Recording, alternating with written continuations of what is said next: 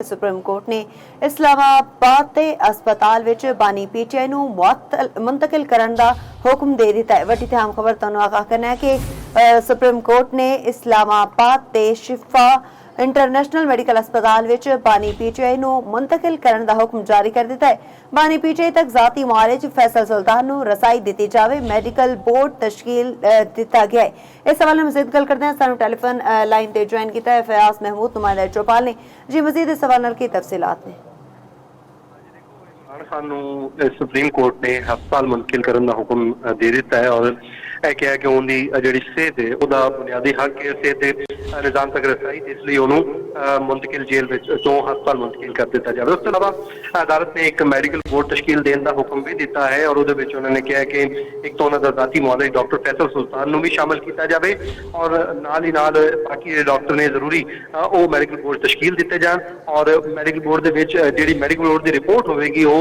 Supreme court के जमा होगी और अदालत ने हुक्म जारी किया है कि उस मैडिकल बोर्ड की रिपोर्ट को खुफिया रखा जाएगा और उस मैडिकल रिपोर्ट को सियासी मकासद वास्ते इस्तेमाल नहीं किया जाएगा। इस उत्ते जो सलमान अकबर राजा और दीगर उन्होंने वकील थे उन्होंने यकीन दहानी करवाती है कि इस मामले उत्ते सियासत नहीं करांगे।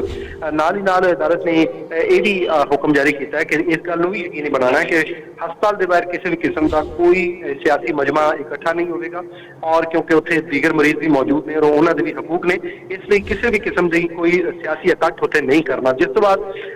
सलमान अकबर राजा ने अदालत को इस गल की यकीन दहानी करवाई कि ਅਸੀਂ ਕਿਸੇ किस्म का सियासी इकट्ठ नहीं करांगे और ना ही उत्थे किसी किस्म की सियासत करांगे, बल्कि अदालत ने इत्थे जिक्र भी हुक्म जारी कर दिता है कि तुसी जिहड़ी उत्थे मीडिया टॉक या कोई किसी किस्म की कोई प्रेस कॉन्फ्रेंस होंदी है तो उन्होंने मीडिया नशर ही ना करे, ये भी हुक्म जारी कर दिता है। और अदालत ने यह भी आख्या कि अगर किसी भी सूरत इस हुक्म की कोई खिलाफ वर्जी होंदी है, इन्हू तोड़िया जाता है तो फिर ये हुक्म वापस भी लिया जा सकता है। इसलिए हुकूमत ने उन्होंने कहा कि अगर ये इस हुक्म की खिलाफ वर्जी करते हैं तो तुसी फिर सुप्रीम कोर्ट के एक दरखास्त दायर कर देना तो असं उसके उत्ते अहकाम जारी कर देवांगे और अगर हुकूमत इस अहकाम की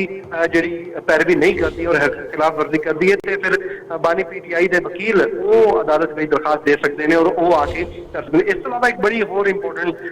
चीज़ सामने आई है कि जी हफ्तावार मुलाकात है फैमिली की वह भी हुक्म जारी कर दिता है कि इस्लामाबाद हाई कोर्ट के हुक्म के मुताबिक वो मुलाकात भी करवाई जावन और डॉक्टर उस्मा नूं भी रसाई देने का हुक्म दिता है कि उन्होंने रसाई दी जाए आपके भरा के नाल मुलाकात वो कर सकती है। तो इसलिए ये दो तीन जी बड़ी इंपॉर्टेंट चीज़ा सामने आई हैं इस ऑर्डर के एक तो डॉक्टर उस्मा के अपने बड़े भरा इमरान खान नाल मुलाकात का हुक्म है उन्होंने इजाजत दी जाए कि उन्होंने रसाई दी गई है। उस तो अलावा फैसल सुल्तान रसाई देने का हुक्म दिता गया है। तीसरा उन्होंने फौरन हस्पताल